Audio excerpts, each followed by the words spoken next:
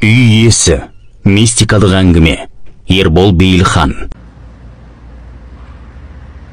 Мұртты кемпірмен ұзақ саудаласқан жоқпыз. Үйін көріп бірден келістік. Үй адамды өзіне тартып тұратындай тым сәнді де емес, бірақ бөлмелерде жиһаздар, керекті заттардың бәрі болған соң іштей қуандық. Үй иесі де бізге үйді мақтап өткізуге асығып барын салып сөйлеспетті. Міне мынау бар, анау бар деді де қойды. Көп жылдар бойы тұрған үйін сатып жатқанына қиналмайтындай. Жүзінен қимастық байқалмайды.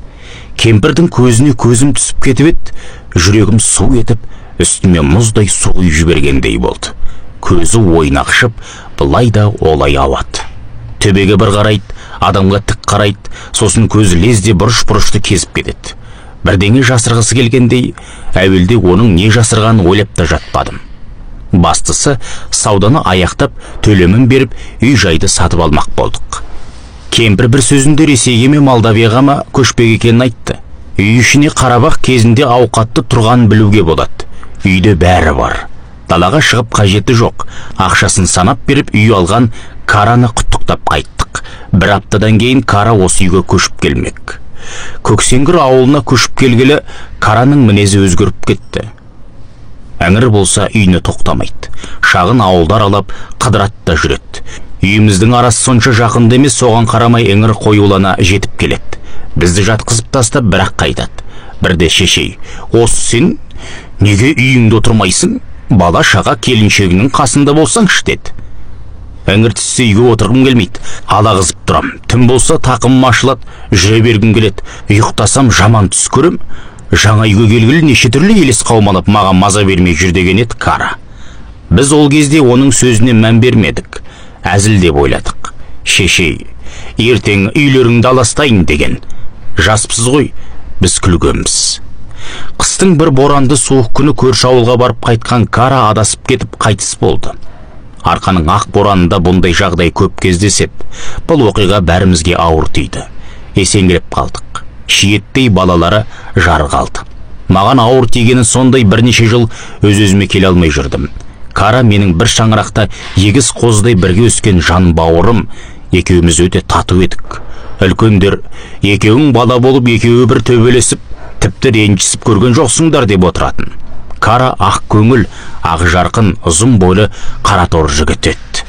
Ол шапшаң қимылдап тез жүретін, істің ағын, сөздің жөнін білетін, өнерге жақын азамат болды. Көпшіл, туысшыл, турашыл болды. Сондай азаматтан айырылу кімге оңай тисін? Балалық шағымның естеліктерін тек сонымен бөлісетін едім. Өйткені біз бір-біріміздің балалық шағымыздың куәсі едік. Менің кейбір бұзықтығымды ол білетін, оның қызықты іс-әрекеттерін мен айтып отыратынмын. Карамен бірге менің өмірімнің балалығы өлгендей сезілді. Карамен бірге көмгендей едім. Бүгінде бала кезімді ойға алсам, бірден есіме Кара түсіп жанымды қайғы шоқтай қариды. Оны ойладым, көп ойладым. Не деген мағынасыз өлім еді. Жолға шығып кетеді де жоғалады. Мәңгілік жоғалады. Егіздей болған соң онымен бірге менің де жарты қуанышым, жарты шаттығым кеткендей болды. Караны жер қойнына тапсырғаннан кейін оның жары мен балаларын жалғызсыратпайық деген ниетпен үйіне біз бардық. Жарым кішкентай қызыммен. Басында келімді кетімді адамдар көп болғандықтан ештеңе байқамадық. Мұртты кемпірден сатып алған үйдің тылсым құпиясы кейін ашыла бастады. Сатып алар сәтте кемпірдің не жасырғанын қалайша білмедік. Таңертең жұмысқа кетеміз, кешке келеміз. Үйде балам жолдасым қалатын. Бұрын таныстарымыз айтатын тылсым құбылыстарды жарымнан ести бастадым. Яғни адам сенгісіз жағдайлар. Ол бірде бұл үйде біреудің жүретінін, біз кете салысымен есікті ашып жауып кіріп шығып жүретінін айтты. Онша мән бермедік. Ол, осы сендер жұмысқа кеткен соң бірдеңелеріңді ұмытып кетесіңдер ме, неге күнде қайта келесіңдер деп сұрады. Біз ешқашан қайтадан үйге келмейтінімізді айттық. Онда есікті ашып жауып кім жүреді десін. Таңырқап аңтарылып қалдық. Оның да жүзінен таңғалған кейіпті байқадым. Үйге кіріп шығып жүретін біз деп ойлап отырғандай. Бірде ас үйде шай ішіп отырған едік. Ауызғы шағын бөлмеде шкаф тұратын. Үстінде ыдыс аяқтар орналасқан. Даңғыр-діңгір еткен дыбыс естілді. Тұра жүгірдік. Келсек, ыдыстар жерде домалап жатыр. Жан баласы жоқ. бір-бірімізге қарап таң қалып үрейленіп қалдық. Мынау қалай гүрс етті? Шкаф ішіндегі сөрелер орнықсыз бет? Үйдегілер қатты қорықпасын деп сөйлеп жүрмін. Енді бәрімізде күдік, үрей пайда болды. Біз үрейленіп қорыққан сайын үй иесі ашық айқасқа шыға бастады. Бала күнімізде үлкендер түнделетіп келе жатып алыстан бір жарықты көрдік, немесе айдалада бір отар қой иесіз жайылып жүр екен деген сияқты әңгімелерді айтып отыратын. Біз болсақ осындай тылсыммен үй ішінде бетпе-бет келдік. Бірде Караның келіншегі бесіктегі ұлының беті өзінен өзі ашылып қалғанын айтты. 2-3 рет бейсенбіден жұмаға қараған түні осындай оқиғалар болды. Әкесінің аруағы баласын көруге кеп жүрген болар деп жұбату айттық.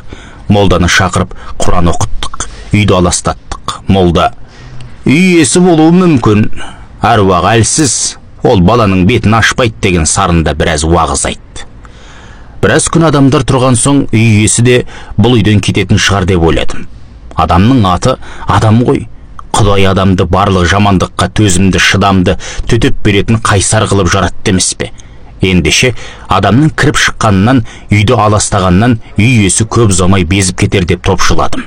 Бірақ ол айқасты тоқтатқан жоқ. Қарсы алдымызға тік келмегенімен жан-жағымыздан торуылдап есіміз шығарды. Ол бізді әбден жадырқап, жақтырмайтын, жақсы көрмейтін ашық айтты. Кет деген сөзді қайталай беретіндей. Түні бойы ұйқы жоқ, маза қашты. Кішкентайларды да ойладық, соларға зияны тимесе болды. Молда Құран оқып кеткен күні үй іші тыныш болды. Бөлмелерден әртүрлі дыбыстар естілмеді. Өзімізде бойымызды үрейден аулақ салып, ештеңе ойламауға тырыстық. Ертеңіне жұмыстан келген соң үйде қорқынышты шу болмаған біліп көңілім жайланды. Маңдайдан тераға шай ішіп әңгімелесіп, бір сәт өткен күндерді ұмытқандай болдық. Кенет келесі бөлмеге өте бергенде денемді ауыр зіл тартып жатқым келді.